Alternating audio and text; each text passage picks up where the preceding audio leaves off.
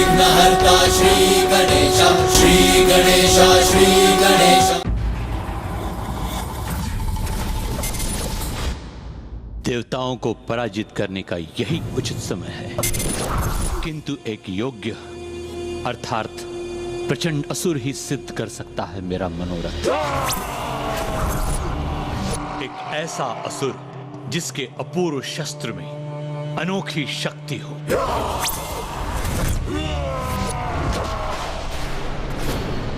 अंधकासुर, अंधकासुर, अंधकासुर।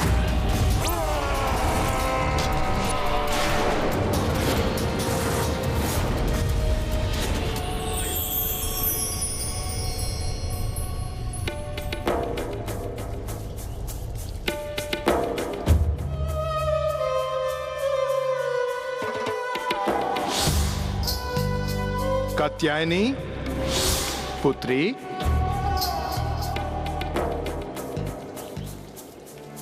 मैं कैलाश तो लौटकर नहीं जा सकती, किंतु मेरे पिता के निवास पर तो मेरा पूरा अधिकार है।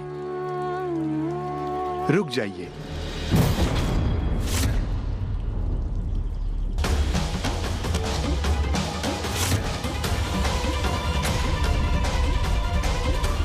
पिताश्री, इस आश्रम में आपका प्रवेश निषेध है।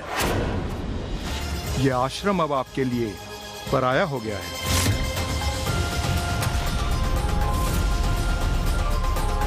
पराया हो गया?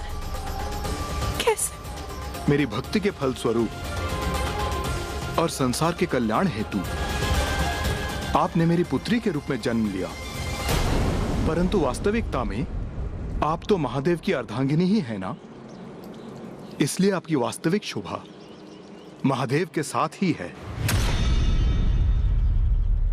कौन पिता अपनी पुत्री को अपनी दृष्टि से दूर करना चाहेगा, परंतु दुर्भाग्यवश पुत्री पराया धन होती है, इसलिए आपका कैलाश जाना ही उचित है।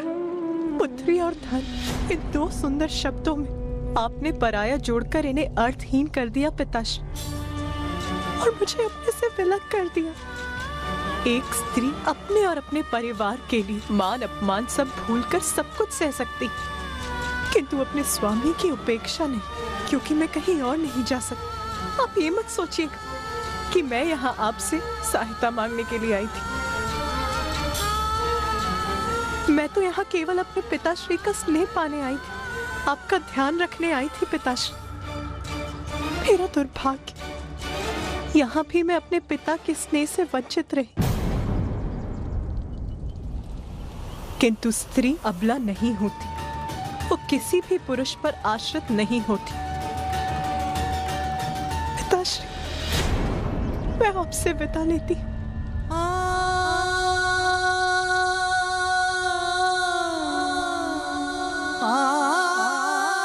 रुक जाओ पुत्री।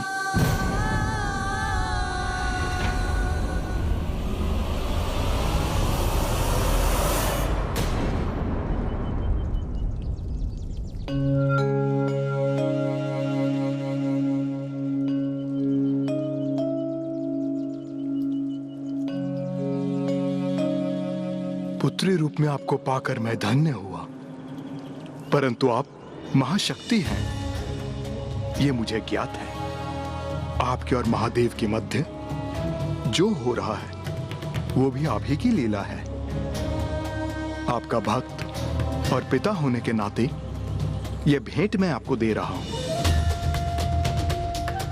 जहां यह रुद्राक्ष की माला टूट जाए और कमंडल का जल छलककर बाहर गिर जाए, वहीं महादेव की पार्थिव लिंग की स्थापना कर पूजा आरंभ कर देना। आपका मनोरथ इसी पूजा से सिद्ध होगा।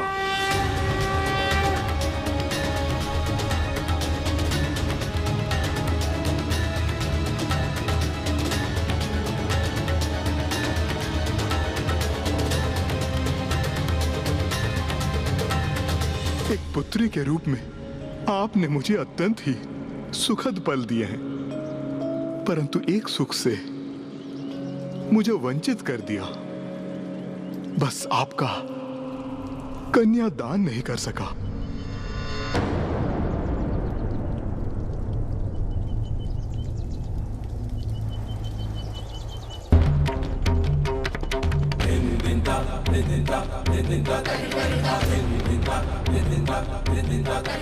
पिताश्री, आपको कन्यादान का सुख भी अवश्य प्राप्त होगा। आपको कन्यादान का सुख भी अवश्य प्राप्त होगा। आपको कन्यादान का सुख भी अवश्य प्राप्त होगा।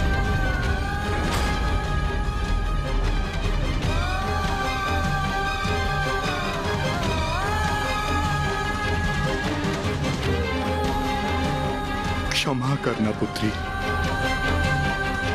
किंतु जगत में धर्म के उत्थान के लिए आपका और महादेव का साथ अनिवार्य है।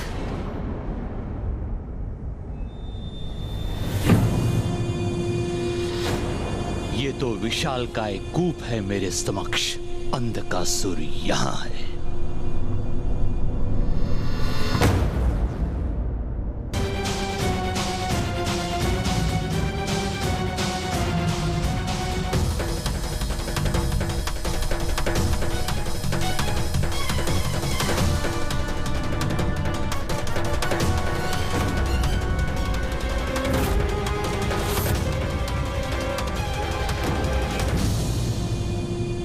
इस अंधकारमयी कूप में किसने किया इन असुरों का वध? कौन है वहां? अंधकासुर ही तो नहीं? ये तो अंधकासुर ही है, किंतु इस कूप कारागार में क्यों है ये?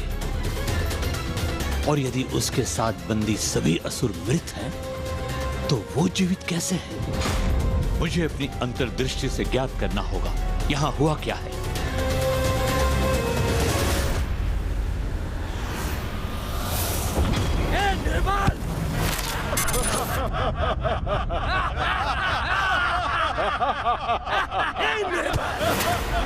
तुम हिरण्याक्ष के पुत्र हो ना?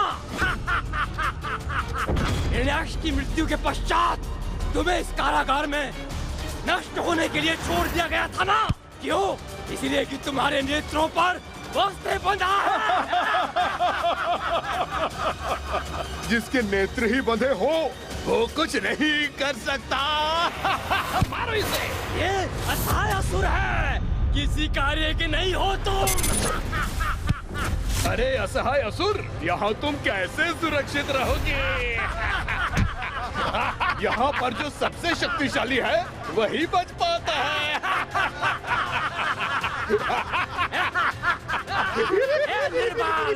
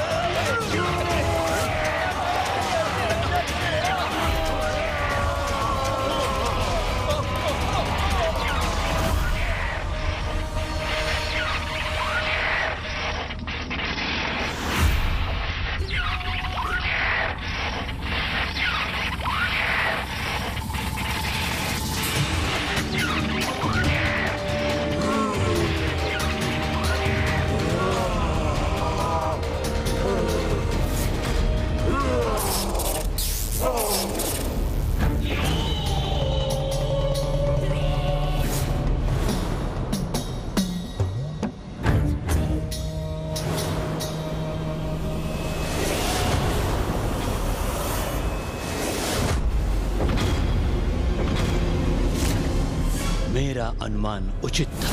अंधकासुर ही है वो सुपात्र असुर जिसकी मुझे प्रतीक्षा थी। अंधकासुर! सुनो अंधकासुर! मुझे ज्ञात है कि तुम कौन हो। तुम एक महाशक्तिशाली असुर हो जिसका स्थान इस कूप में नहीं हो सकता। अब समय आ गया है अंधकासुर, तुम्हें बाहर आकर समस्त संसार को अपनी वास्तविक शक्ति का परिचय देने का। किंतु मैं ऐसा क्यों करूं? शक्ति, प्रसिद्धि, स्वर्ग और देवताओं पर विजय प्राप्त करने के लिए चुनाव तुम्हें करना है अंधकासुर।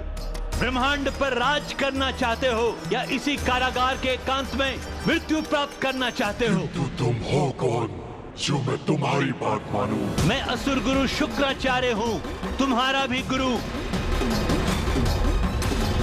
मैं तुम्हें सर्वशक्तिमान असुर बना सकता हूँ। तुम्हारी सहायता से समस्त असुरों का पुनरुत्थान कर सकता हूँ। कपटी देवताओं का विनाश कर उन्हें दंडित कर सकता हूँ मैं।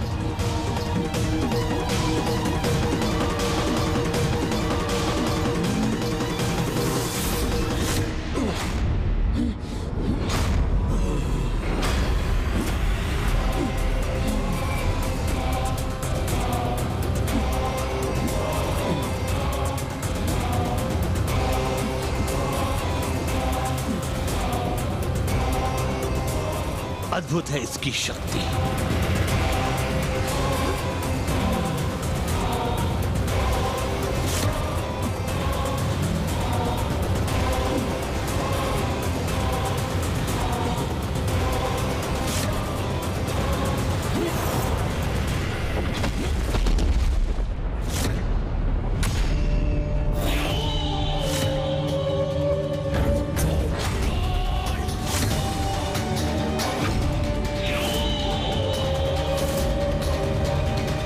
कुछ भी असंभव नहीं इसके लिए।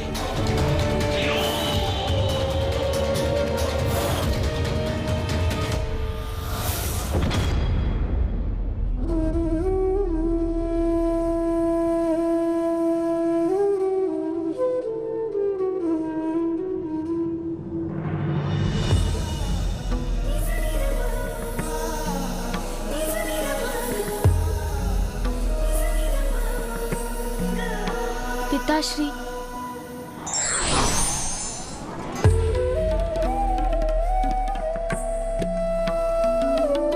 पिताश्री, पिताश्री तो कुछ सुन ही नहीं रहे। माँ के चले जाने से बहुत दुखी है पिताश्री। पिताश्री तो ध्यान में लीन हो गए, किंतु मैं माँ के बिना क्या करूं? मुझे कितना भी कष्ट हो, किंतु मेरी अपार शक्ति का भान है मुझे। अंधक का अंधकार बना सकता है सबको अपना बंधक। शक्तिशाली असुरों को मृत्यु के मुख में धकेला है मैंने, किंतु अब मेरे समान शक्तिशाली व्यक्ति पर प्रयोग करूंगा अपना बल। अर्थात देवता।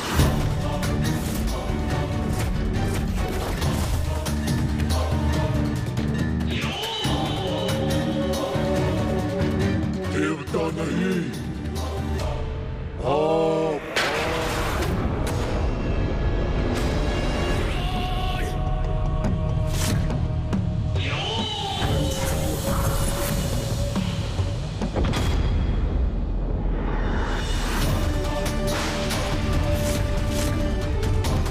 ये क्या कर रहे हो तुम? मत करो ऐसा।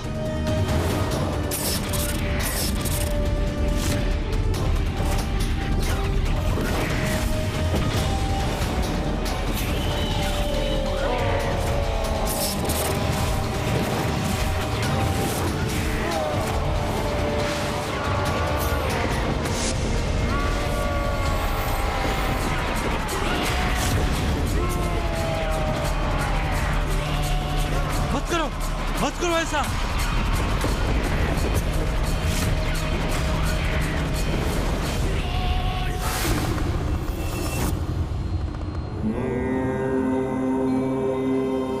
पिताश्री तो ध्यान में लीन होकर अपना दुख भुला देंगे, किंतु माँ कहाँ है? कैसी हैं मुझे ज्ञात करना चाहिए।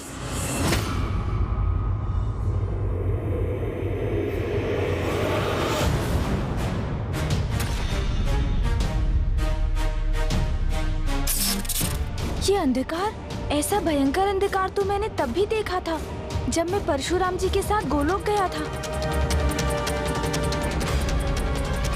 अवश्य ये अंधकार असुरों के जागृत होने की पूर्व सूचना है। मुझे शीघ्र माता पिता को एक साथ लाना होगा, तभी अच्छाई की बुराई पर विजय सुनिश्चित हो सकेगी।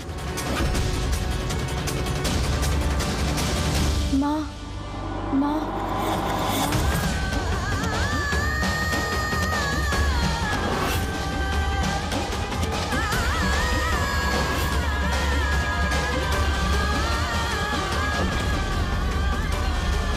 मुझे माँ को यहाँ लाना ही होगा। कैसी मूर्खता है ये? मैं सहायता करने आया हूँ तुम्हारी, तुम रुक जाओ, रुक जाओ। अन्यथा अंधकार तक उस गुप्त कारागार में बंदी बने रहोगे तुम।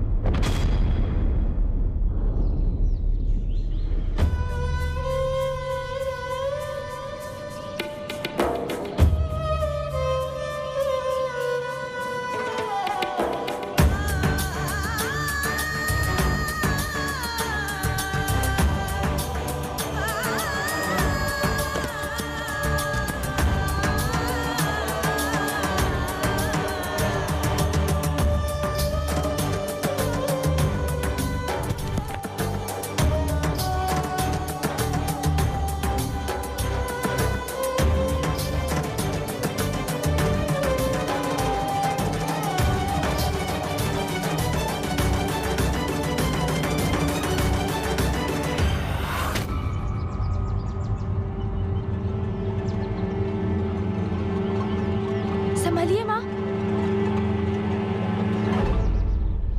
जय गणेश जय गणेश जय गणेश देवा। मुझे माँ को पिताश्री के पास लेकर जाना ही होगा, तभी उस संकट को टाला जा सकता है।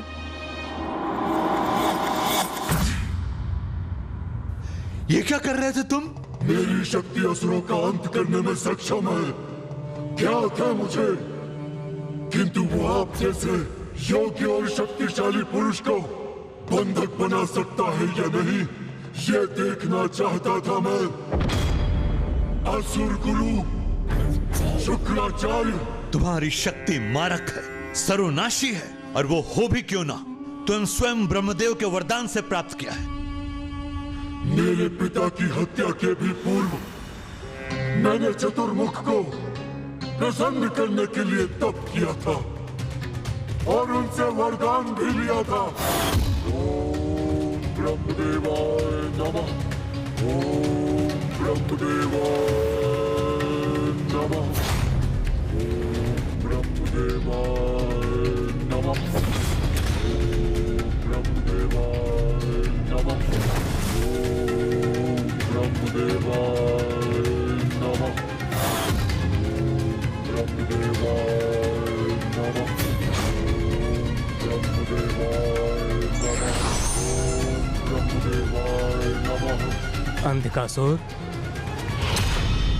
मैं ब्रह्मदेव तुम्हारी तपस्या से प्रसन्न हुआ। क्या वरदान चाहिए? वरदान दीजिए मुझे ब्रह्मदेव, जब तक रक्त की एक बूंद भी मेरे तन में शेष रहे, कोई मेरा वध न कर सके और सब अंधक के अंधकार के बंधक बने। वरदान दीजिए ब्रह्मदेव। ऐसा ही होगा, परंतु त्रिदेवों और त्रिदेवियों के सिवाय तुम जिस पर भी दृष्टि डालोगे, तुम्हारा अंधकार उसका काल बनेगा, उसका काल बनेगा।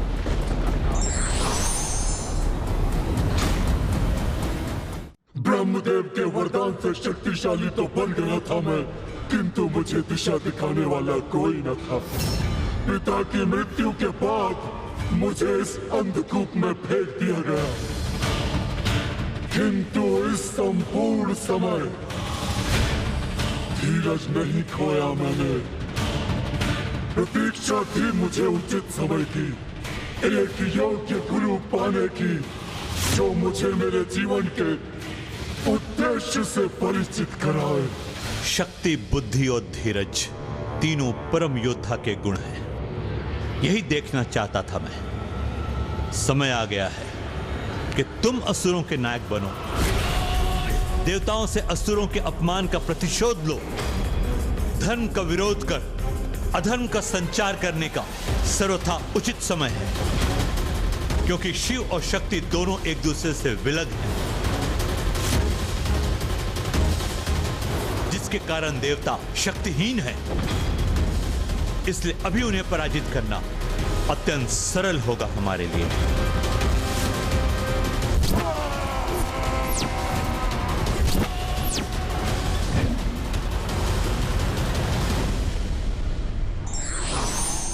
अवसर का लाभ लेना कायरता है, इससे हमें कुछ भी प्राप्त नहीं होता।